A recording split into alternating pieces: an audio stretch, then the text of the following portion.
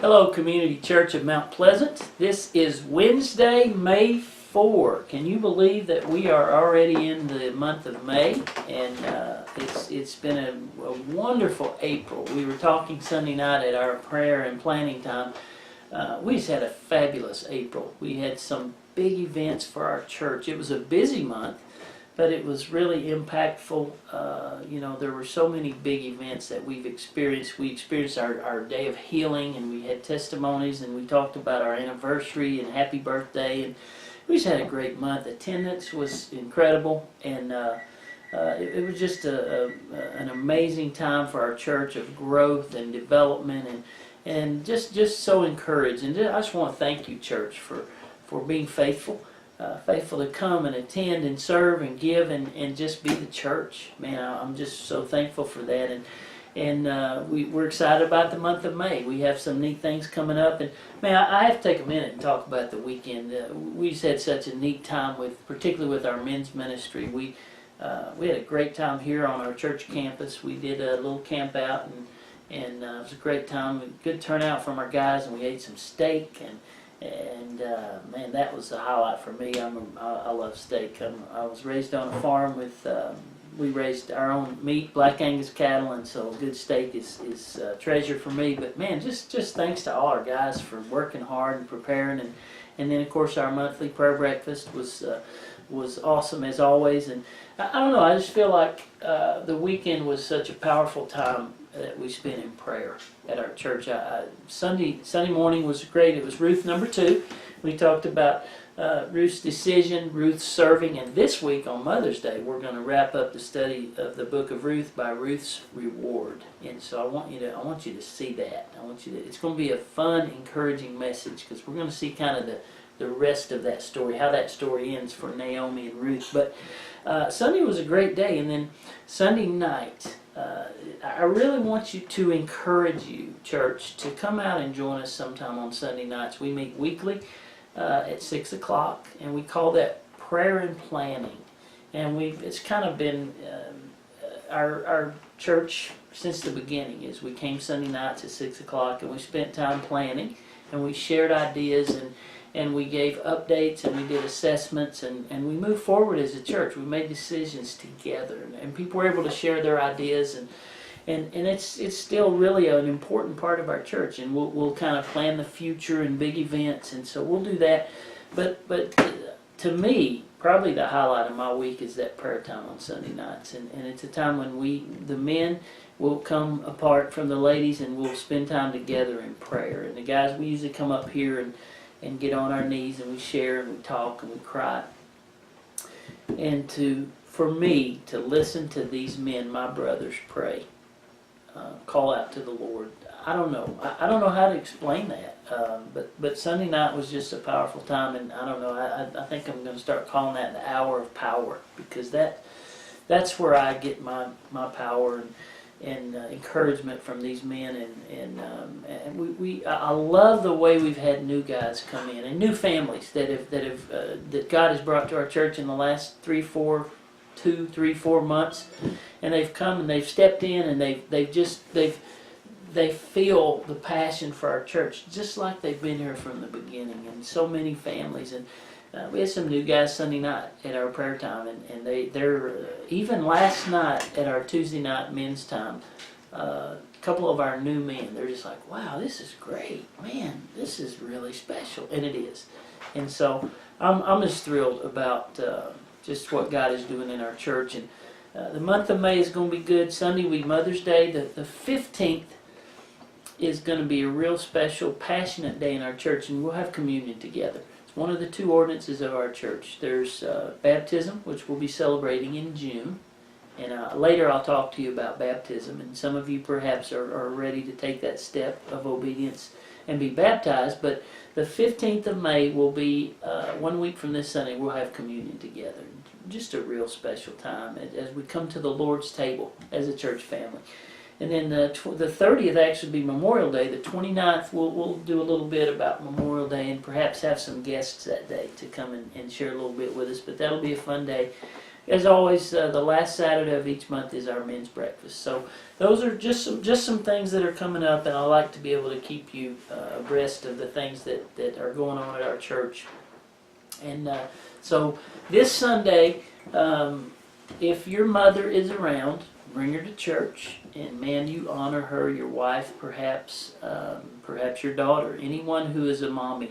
We want to honor them this Sunday, and the book of Ruth is very strategic, and so we're gonna find and see how that thing ends, and it will honor Naomi, who's a mother, and how her life impacted her daughter-in-law, and that's that story. So Sunday's going to be a neat day.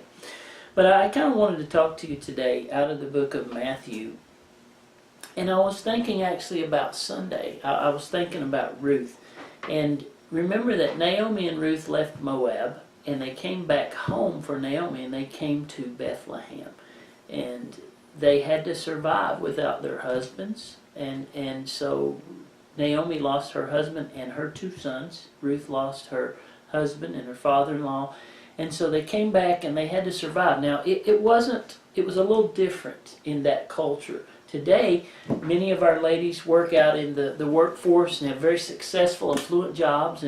In this culture of Naomi and Ruth, it was a little bit more of a challenge for them to survive, because the husbands were very much the providers for their families, and so they were gone. So they got back to Bethlehem, and it just so happened it was harvest time. And so the custom was that people could go out into the fields and they could do gleaning, which means they could pick up barley from the harvest that was left over, and they could eat it and live with that and live on that. So Ruth said, Naomi, I'm going to go to the fields today, and I'm going to work.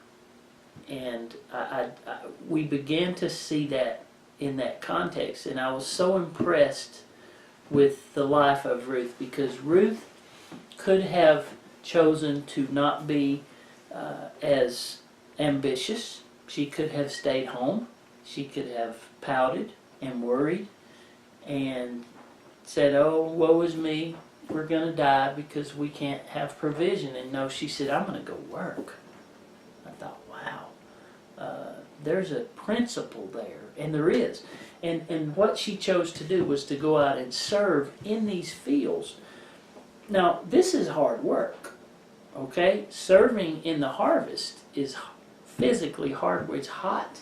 It's long days. But she served, and she got food and provision, and she brought it back for her and her mother-in-law. And God blessed her willingness to work hard and serve her mother-in-law. So that got me thinking about servanthood out of Matthew chapter 20. And there's a quote here that is by LeBron Fairbanks that I like. It says this: service is an act. Servanthood is a lifestyle. Now, think about that, because you can go out and do a service project, and it ends. It was great, it was helpful, it was fun, and we've done that here at our church, but it ends. It's over. Servanthood is not just an act. It's a lifestyle. There are people that you know that have become servants. They serve others. And that's our thought today from Matthew chapter 20. Ruth was a good example for us because she went out to work and she went out to serve in the fields, and she was gleaning, and she provided for her and her mother-in-law. And I want you to know that it is not easy to serve the Lord. Can I say that again? It is not easy to serve the Lord. You know, there's not a lot of glory. There's not a lot of financial remuneration. There's not any, usually. It's hard. And usually everybody's not waiting in line to go serve. And I want you to look at Jesus in Matthew chapter 20. Let me read a couple verses here. Matthew chapter 20, verse 21. And he said unto her, What wilt thou? Jesus is talking to the mother of a couple of his disciples. He said, what do you want? What can I do for you? Jesus says, what can I get you? She said unto him, grant that these my two sons may sit, the one on thy right hand and the other on the left hand, in your kingdom. Which is a noble request. She wanted her two sons to be prominent in the kingdom of God. I appreciate that request. But watch Jesus' response, verse 22. But Jesus answered and said, you know not what you ask. Said, let's think about this. Are you able to drink of the cup that I shall drink of, and to be baptized with the baptism that I'm baptized with? And he's talking to the two disciples. He said, I know you want to be prominent in the kingdom, but I'm not sure if you know. Are you able to drink the cup? By the cup, he means the crucifixion. The journey to the cross was his cup. And these men, I don't think, fully understood the concept of the question. Verse 23, and he said unto them, ye shall drink indeed of my cup, and be baptized with the baptism that I'm baptized with. But to sit on my right hand and my left hand is not mine to give. You can follow me, and perhaps you can suffer with me, but the prominence that you have in the kingdom is not mine to give. It shall be given them for whom it is prepared of my Father. My Father God is going to choose your position in the kingdom. So I can't get that for you. And when the 10 heard it, the other 10 disciples, they were moved with indignation against it. They were jealous. They thought, wait a minute, we're a team. How come you two guys get to be the bosses? Very human. They're revealing their humanity here. Verse 25, but Jesus called them unto him and said, now Jesus, come here guys. Let me clear this up. I love it when Jesus did that. You know that the princes, I love this story, okay, so don't miss this. You know that the princes of the Gentiles exercise dominion over them, and they that are great exercise authority unto them. But it shall not be so among you. All right, here's the Gentiles, those, not the Christian world, a different culture, the secular culture, and here's how people get to be great. They get to be great by who has the most authority, by who has the most slaves and servants, and who has, in our culture, who has the office up on the penthouse, the higher up in the executive food chain, so to speak. And the corporate ladder has been climbed, and the main guys are going to be the ones who are on top of that food chain. Jesus said, but it shall not be so among you. And that's got to be kind of cutting to these guys, because they just ask, can we be in charge? Can we be prominent in the kingdom? It shall not be so among you, but whosoever will be great, here's Jesus. All right, you want to be great? John and Peter and Paul and James, you want to be, I'll show you guys. You want to be great? Here it is. All right, here it comes. Whosoever will be great among you, let him be your servant, your minister, which means your servant. Actually, it means your slave. And the guy's got to be, whoa, yeah, I want to be great, but man, I thought being great was, being over more and more people, being in charge and having authority and having my name and my degrees on the door and having more pay and having a bigger beach house and driving a better car. That's kind of what the world tells us. But Jesus said, you want to be great? The one who will be great among you, let him be your servant. This is counterculture. Totally counterculture. Verse 27. Whoever will be chief among you, let him be your servant, your slave, your minister. So, and then Jesus leads us to verse 28, and he kind of says, here's the bottom line, guys. I love the bottom line. Even as the Son of Man came not to be ministered unto, but to minister, and to give his life a ransom for many. Jesus, who is God, who is the Son of God, came to this earth, he didn't come as a king with all that glory. He came as a servant, as a slave, to serve others. Even, do you know there was a time when he washed his disciples' filthy, dirty feet? The king, the royal one, who had all of the authority. He already had it. He didn't need to earn it. He didn't need to get recognized. He already was God. And he said, let me give you an example of who's going to be the greatest in the kingdom. The one who serves the best. The one who serves the most. So this passage just blows me away. Folks, it is not a bad ambition to be great. That's not a wrong ambition. We just don't understand the proper definition of what it means to be great. Jesus just said, it's not about your authority. It's not about how many people you're the boss over. It's not about all that. It's about, will you be my servant? Jesus came not to be served. Don't think he was laying back, being people waving fans over him, dropping grapes in his mouth, and he's all... No, that's not the king that we know. That's not our king. He was here to serve. That's the example for us.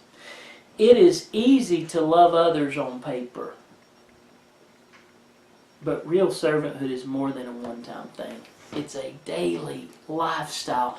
The people you work with, who are hard to live with sometimes, your family, the people at church, those are the people that you have to serve on a daily basis. It's a way of life.